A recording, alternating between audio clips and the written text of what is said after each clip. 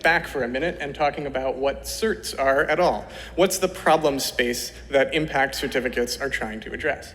Well, when a contributor performing an activity produces a public good, it's often the case that some members of the public, such as philanthropists and others, would be happy to exchange money for that impact having been realized. But unfortunately, because it's a public good that was produced in the past by this point, there is no one to give the money to and nothing to exchange it for. So this transaction doesn't really seem feasible. What the funder really wants to do is to send the money back in time and retrocausally use it to fund that activity, making it more likely to have already taken place. But unfortunately, this seems physically infeasible. But there is the potential of using a wormhole. A less costly idea is impact certificates. This represents the right to future retroactive rewards for a public good producing activity.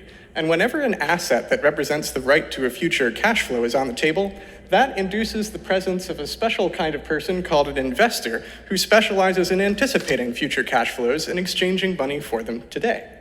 In a transaction where they purchase an impact certificate from the contributor in advance of the activity, thereby providing the funding signal that anticipates the future rewards that are caused by the impact, and closing the loop here actually also makes that transaction possible by giving the public someone to hand the money to after the fact, and a plausible story about how doing so actually does retrocause the activity to be more likely to have been funded via the investor's anticipatory signal. So that's what impact certificates are trying to do. But in reality, activities are not isolated points like individual paintings that one might trade in an NFT market. They're highly interconnected. So when one of them produces a public good, it's not always obvious who owns the right to that retroactive funding. That's where hypercerts come in.